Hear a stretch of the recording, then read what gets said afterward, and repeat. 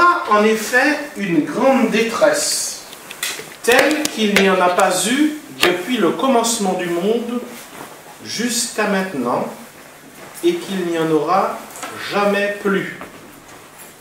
Et si ces jours-là n'étaient abrégés, personne n'aurait la vie sauve, mais à cause des élus, ces jours-là seront abrégés. Vous avez noté comme moi-même?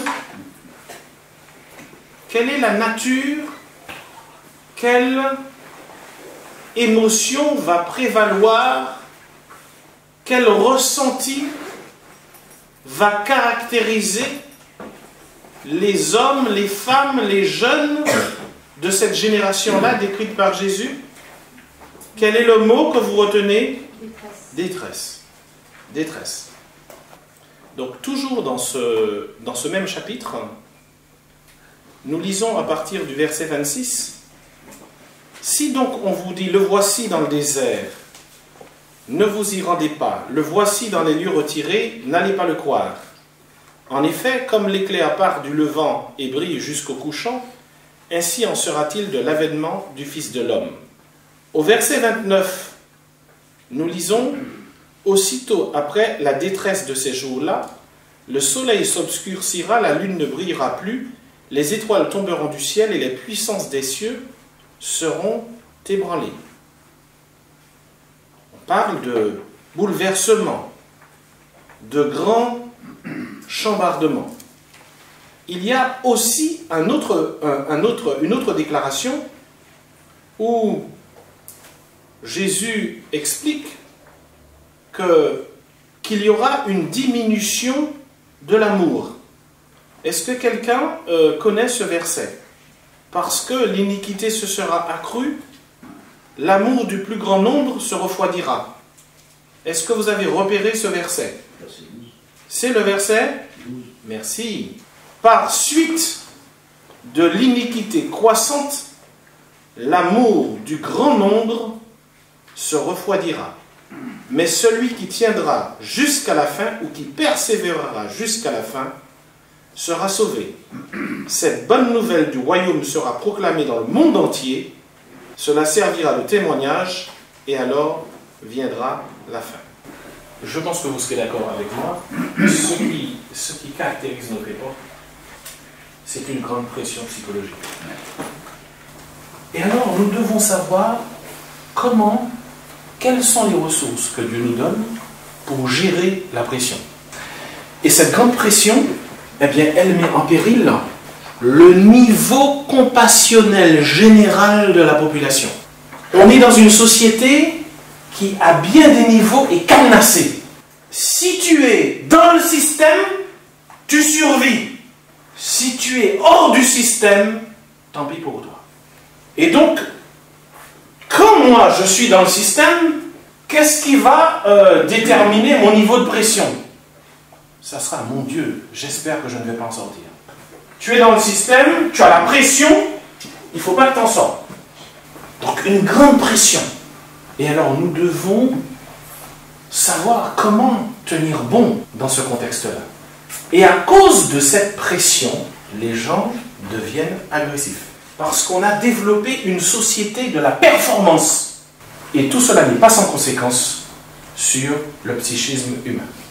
Et dans ce contexte-là, la parole de Dieu nous invite à prendre le contre-pied et à développer une personnalité bénissante. Voilà donc le contre-pied que le Seigneur nous invite à développer. Je vous invite à reprendre avec moi dans l'évangile de Matthieu au chapitre 5, à partir du verset 43. Vous avez appris qu'il a été dit, tu aimeras ton prochain et tu haïras ton ennemi. Et moi je vous dis, aimez votre ennemi et priez pour ceux qui vous persécutent, afin d'être vraiment les fils de votre Père qui est aux cieux, car il fait lever son soleil sur les méchants et sur les bons, et tomber la pluie sur les justes et les injustes. Car si vous aimez ceux qui vous aiment, quelle récompense allez-vous en avoir? Les collecteurs d'impôts eux-mêmes n'en font-ils pas autant? Et si vous saluez seulement vos frères, que faites-vous d'extraordinaire? Les païens n'en font-ils pas autant? Vous donc, vous serez parfaits, ou soyez parfaits comme votre Père Céleste est parfait. Ce contexte de tension génère une atmosphère d'offense. L'atmosphère d'offense, elle devient le climat favori de Satan, du diable, de l'ennemi. C'est-à-dire, puisque les gens sont sous pression, ils s'agressent les uns les autres. Comme ils sont sous pression, ils manquent d'objectivité et ils s'accusent les uns les autres. Je pense que dans la génération qui est la nôtre, en appuyant sur la parole de Dieu, il nous faut donc apprendre à développer un programme anti-offense. Je suis offensé lorsque je suis blessé. Et lorsque quelqu'un me blesse, j'ai donc deux possibilités. Ou bien je lui donne autorité sur moi, et il conditionne la gestion, enfin, le niveau de mes émotions, et il m'entraîne avec lui. Ou bien je gère l'offense à la manière de Jésus, et l'offense que je vais recevoir, eh bien, va me permettre de passer d'un niveau à un autre. Nous n'aimons pas les offenses, parce que nous sommes à la recherche de l'amour. Et nous avons en nous une disposition à être aimés. Mais le programme de cette génération dans laquelle nous sommes, c'est un programme qui est régulé par l'offense. Constamment, nous sommes offensés. Nous arrivons le matin, et tout à coup, il y a un collègue de travail, on ne sait pas pourquoi, il se montre agressif. Nous sommes constamment offensés. Et alors, nous devons comprendre, admettre que c'est un comportement logique qui provient de la pression que subissent les individus chaque jour un peu plus grande, mais que nous avons à développer un autre logiciel qui est un logiciel en rapport avec la personnalité bénissante.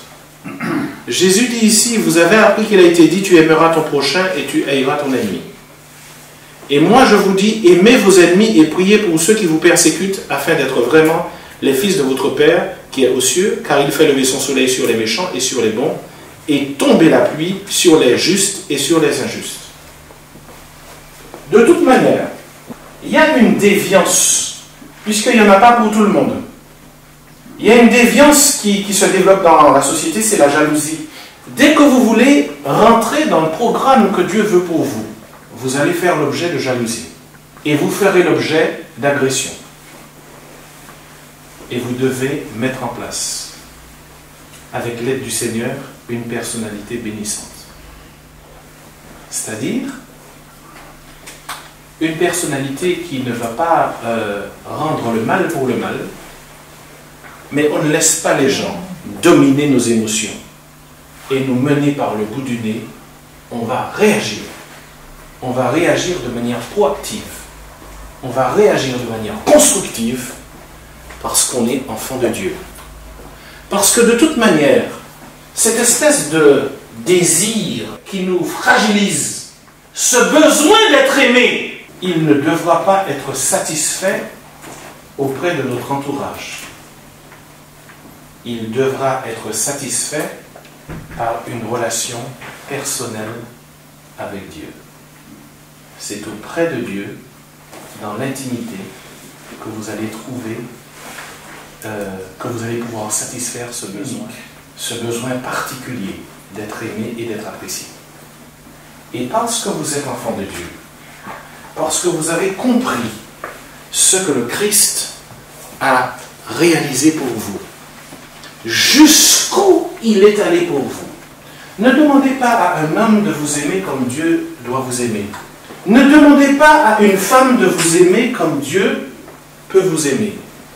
Vous mettez sur cet homme et vous mettez sur cette femme trop de pression. Il va nécessairement vous décevoir. Elle va nécessairement vous décevoir.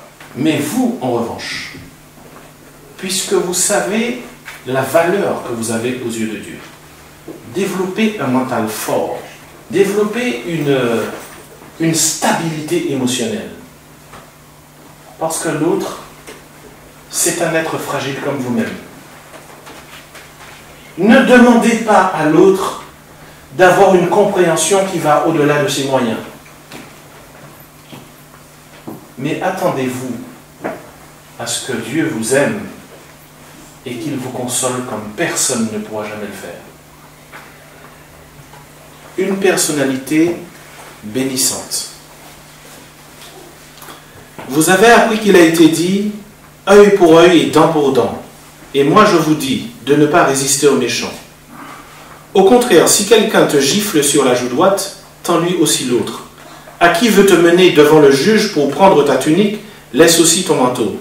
Si quelqu'un te force à faire 1000 pas, fais-en 1000 avec lui. À qui te demande, donne. À qui veut t'emprunter, ne tourne pas le dos. Jésus n'est pas en train de dire ici qu'il ne faut pas respecter la loi.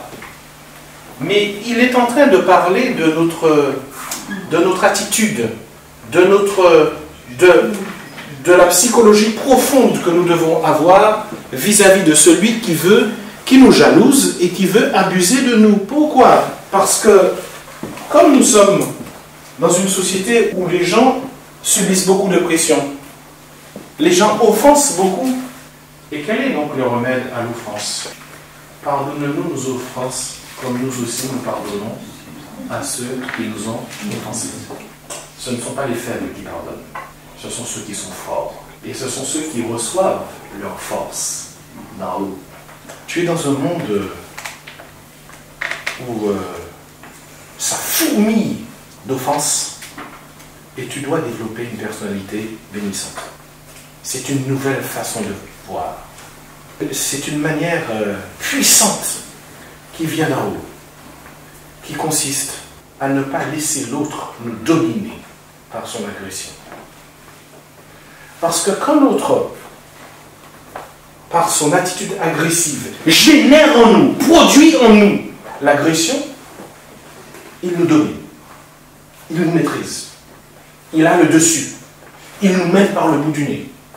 Mais quand, par la personnalité bénissante, nous cassons ce cycle-là, nous devenons du sel et nous devenons de la lumière. Pour pouvoir donner le pardon, c'est refuser que l'autre nous domine et qu'il joue avec nos émotions. Quand on a mis Jésus en croix, il avait très mal. Et il a réagi de la manière suivante. Il s'est adressé à Dieu et il a dit à son Père, « Père, pardonne-leur, car ils ne savent pas ce qu'ils font. » La personne qui est sous la pression qui caractérise la société moderne, elle réagit de manière instinctive. Je suis sous pression, j'ai les plombs qui sautent et j'agresse ceux qui sont autour de moi. Donc elle subit en fait la société. Elle devient, si elle est chrétienne, un chrétien thermomètre. Elle indique seulement l'ambiance et la température. Mais ici, avec la personnalité bénissante, Dieu nous invite à être des chrétiens thermostats, c'est-à-dire que c'est nous qui donnons la température. Et comment donnons-nous la température? C'est en rentrant dans la logique du pardon. Alors en fait, quand on rentre dans la logique du pardon, on se protège en fait. Et on prend la main sur l'autre. Parce que rendre coup sur coup, c'est l'autre qui donne le rythme. Et Jésus dira, bénissez ceux qui vous maudissent. Priez pour ceux qui vous font du mal. Pourquoi est-ce qu'il nous demande de dire ça? Mais parce que c'est le seul moyen de casser le cycle malsain de la violence. Et comment on y arrive? On y arrive tout simplement en faisant dépendre notre estime de nous-mêmes, non pas de la manière dont les autres nous regardent, mais de la manière dont Dieu nous considère. Je vous assure que pour notre société actuelle, nous avons là une véritable mine. Nous avons là un trésor. Nous avons là un kit de survie pour pouvoir résister. Dernière idée importante, puis on en arrête, c'est dans le livre de Daniel. Vous savez que le livre de Daniel, c'est un livre qui a été écrit pour les chrétiens de la fin. Le président des États-Unis de l'époque, c'est Nabuchodonosor. C'est-à-dire qu'il gère le monde entier. Et alors, il décide d'organiser une grand-messe en l'honneur de son pouvoir, de son royaume, et il dresse une statue. Et il dit que lorsque le grand orchestre va jouer, en signe d'allégeance au roi, tout le monde devra se prosterner. Et puis il se trouve que parmi ces sujets, il y a Shadrach, Meshach et Abednego, deux ressortissants israélites qui se retrouvent confrontés à un problème. Le problème de l'adoration d'une statue, d'une idole. Shadrach, Meshach et Abednego résistent. Alors vous imaginez, sur une grande place, le grand orchestre qui se met à jouer, et au son de la musique, en signe de respect, d'allégeance, tout le monde se prosterne.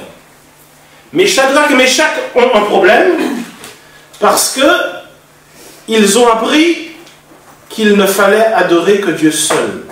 Jésus a dit de l'adoration de Dieu, il faut que les hommes adorent Dieu en esprit et en vérité, car Dieu est esprit. Et ils vont donc rentrer, malgré eux, en résistance. Et alors le roi, Nabuchodonosor, va les interpeller.